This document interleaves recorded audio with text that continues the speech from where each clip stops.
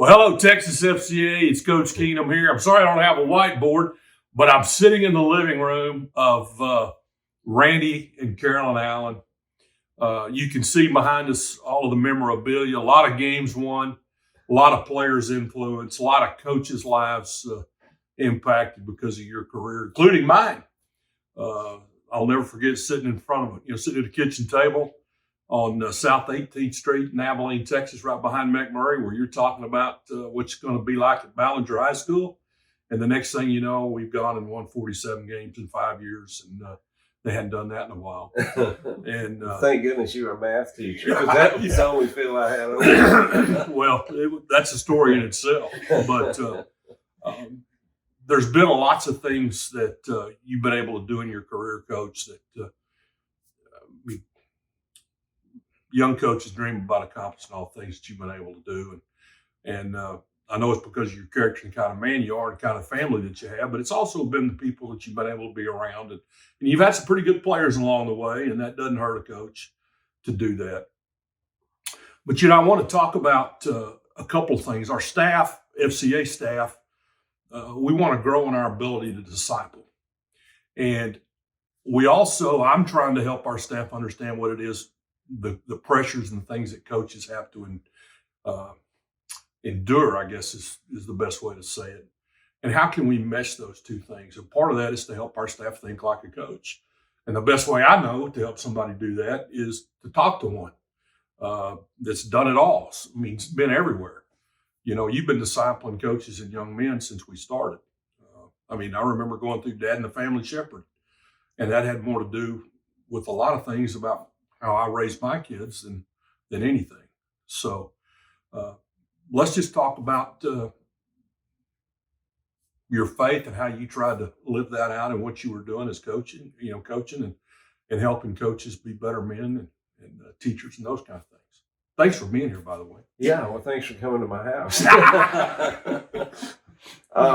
Well, I grew up, my dad was an athlete, and we really looked up to Chuck Mosier, who was the head coach at Abilene High, and they'd won a bunch of state championships. I think 3 in a row, wasn't it? Yeah, and he was a Sunday school teacher and a man of faith. And then I was in Abilene when Grant Taft was at McMurray, and he was a man of faith. And I can remember distinctly in high school going to an FCA conference in Estes Park, Colorado, and hearing some of my role models, Tom Landry and Roger Staubach, talk about their faith, family, and football. And so the reason I decided at age 12 to be a coach was I could combine two things that I love. One is competitive athletics, and two was my faith in Jesus Christ.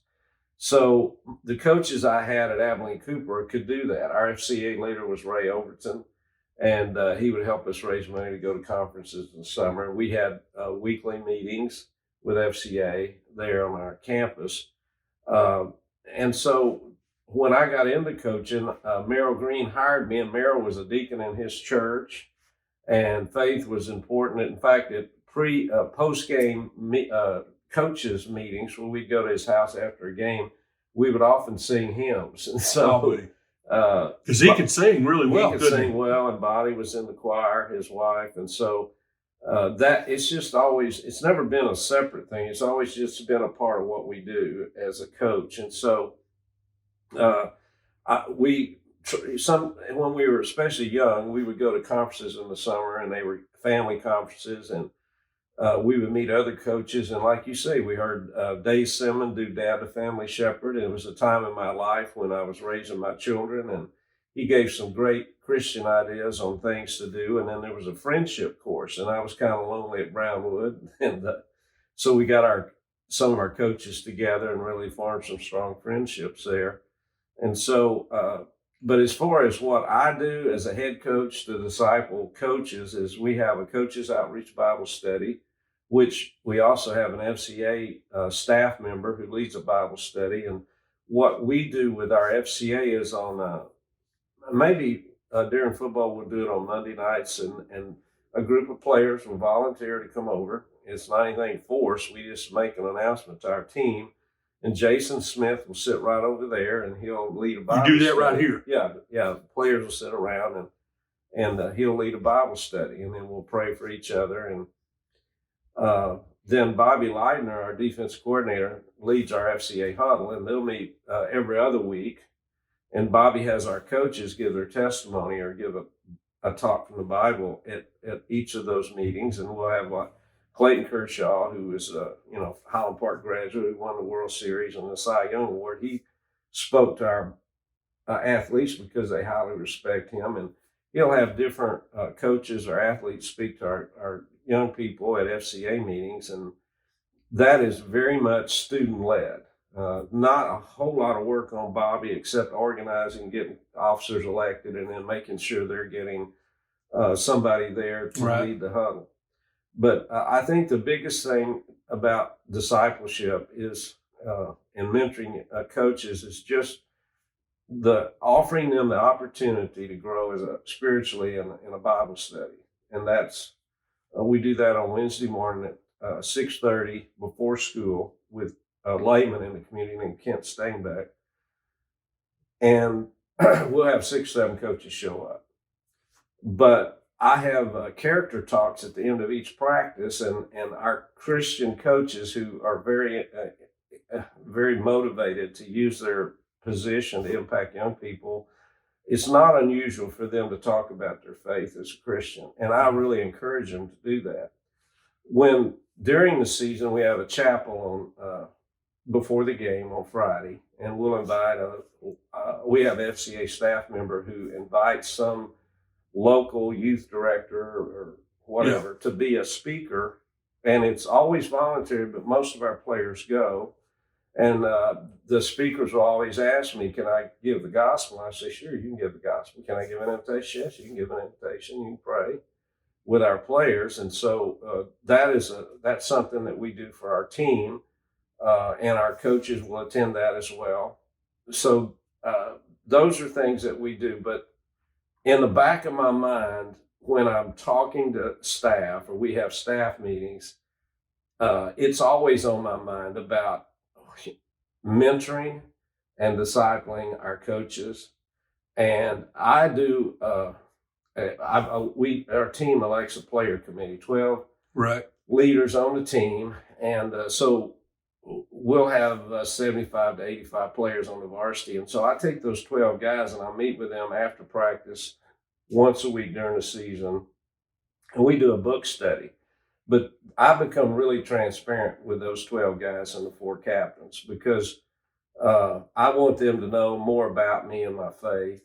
And so I'll really let them know how, that I accepted Jesus Christ as my personal Savior when I was 12 years old, and how important He is to my life. And so those are some areas that we do focus on. And the best thing about our coaches' Bible studies is we get to pray for each other. I get to hear their needs. Grayson Wells, who if he's got a prayer request for his daughter or his wife, and he'll mention that. And so we'll lift that up in prayer. But I think the one thing that you and I have talked about is how busy we are as coaches. And so when do you work in these times of discipleship? Well, during the day, our coaches teach 4 classes. They get a conference period and a lunch duty. They have 1 off period, and then they have athletics. Well, some of them don't even have a conference period before athletics, so they're walking over there to athletics, and the players are even getting dressed before they do. Right. I've been there. Yeah. So they're before school. Yeah. But not every day, because you can only do it once a week. I mean, we can only do it once a week, but after practice, and then at night, those are really the times. And really, it's easier in the off season. During season, you're 7 days a week.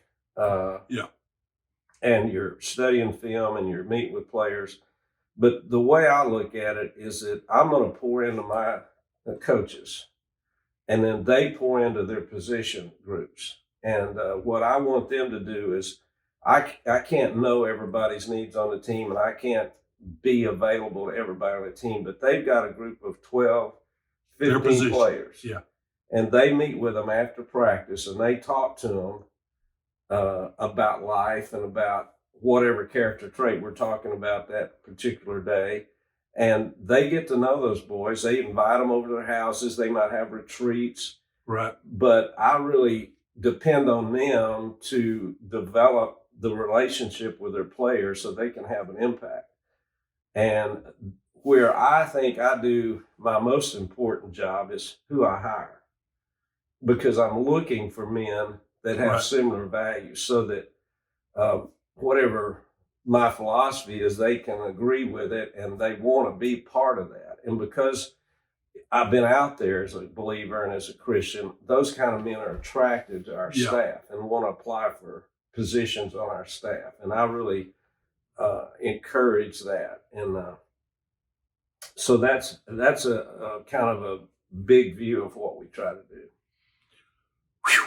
No more listening square? I was listening No, to you, don't we do listening square in the very practice. Okay. Well, you know, Coach, you talked a lot about the things that are just ingrained into your program. It's not something that has to be forced. It's just part of the nature of what you do, which not every coach has. There's a lot to do, but not every coach is going to operate that way. So I guess the next question would be, what can we as FCA staff do to help build that in a coach? And then, I mean, you said something a minute ago about during the season, it's really hard. Well, you know, I would assume all of your coaches, maybe your coordinators don't have second sports, but everybody else does, Right. at least one. Finding that right niche, finding the time. A staff person, don't impose yourself, you know, have flexibility, you know, be concerned about the coach and their family time and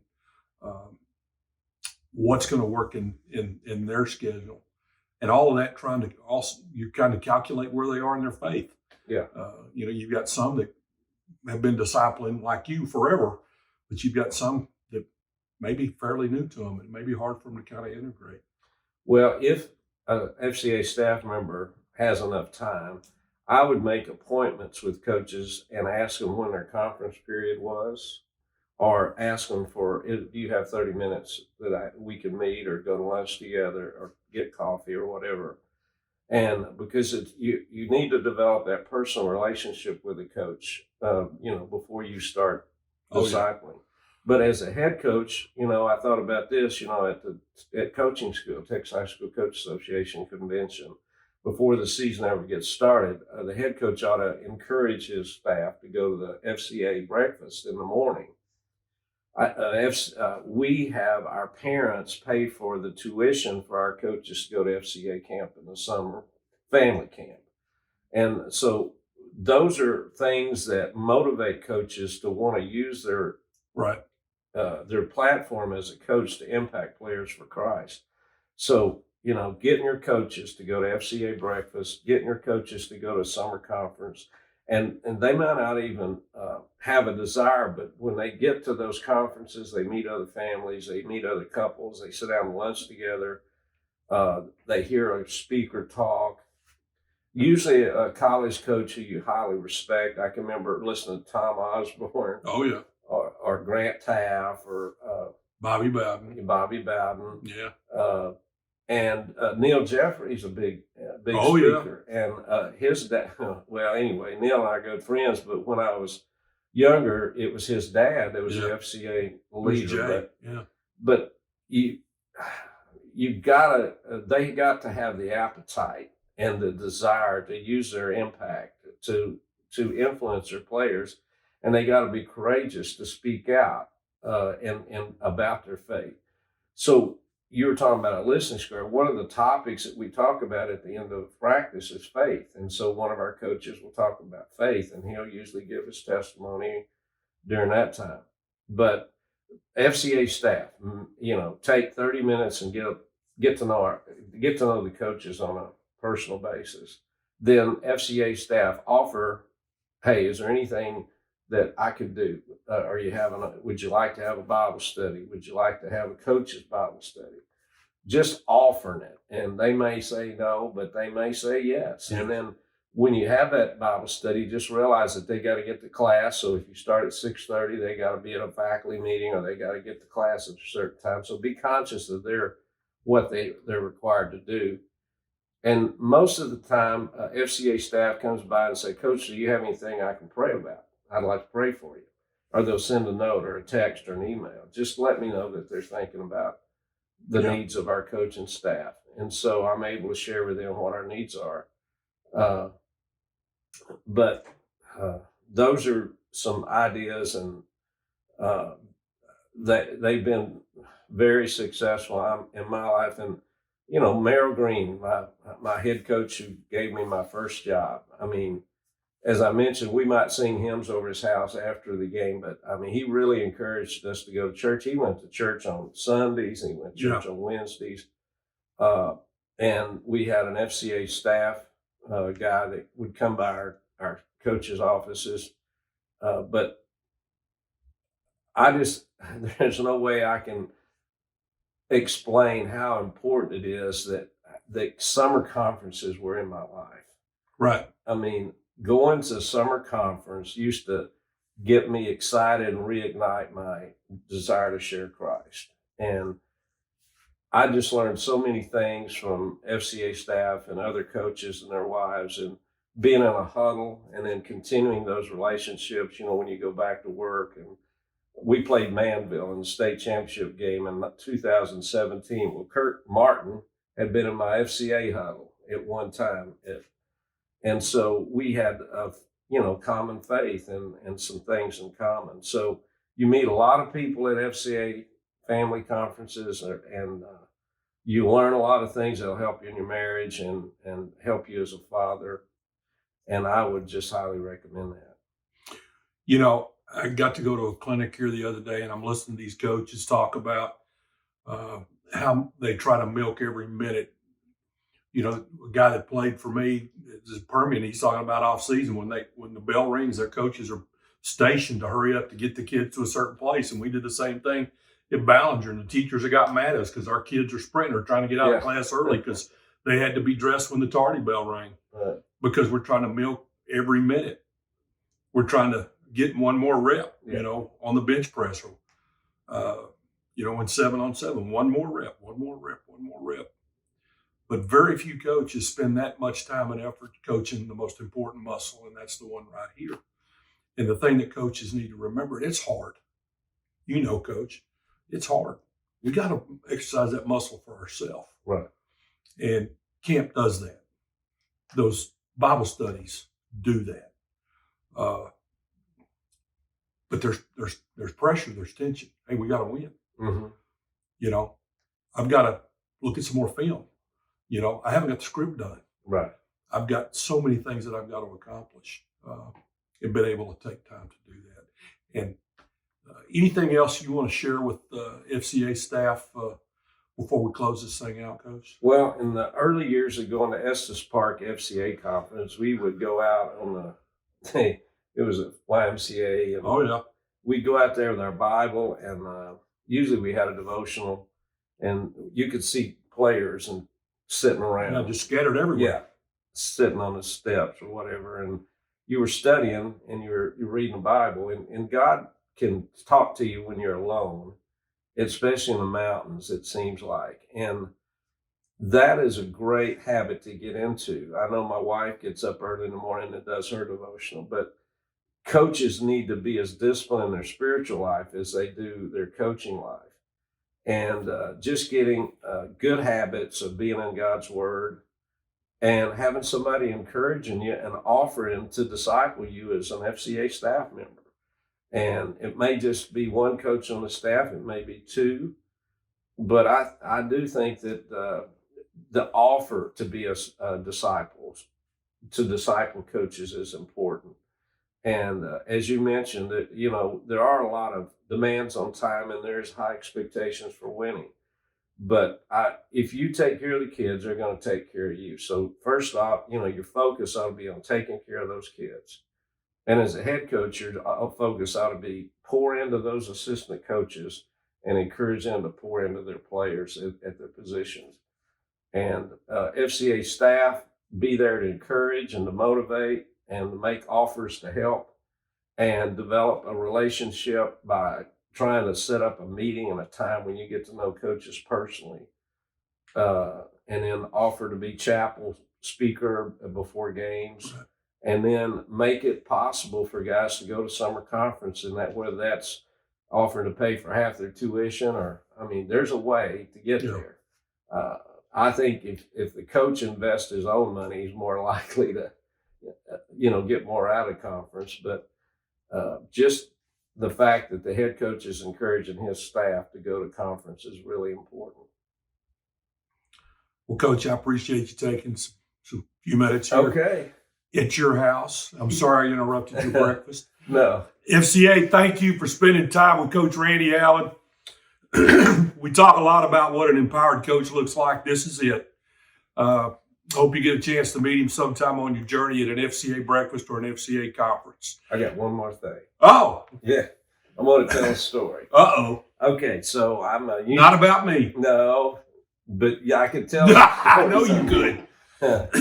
But my first job was at Bryan High School, and the FCA coach or huddle leader was Bill Moore. He was an assistant coach, and who's on staff now, I think. Yeah, well, Bill Moore ran a concession stand at the Viking Relays. At Bryan High we had a track meet, and so he would make money to send the athletes to summer conference by doing that concession stand. And so we had a list of players that we were going to send to summer conference, and somebody backed out the last minute. We were trying to find somebody to take their place, and Randy Sims was that student athlete.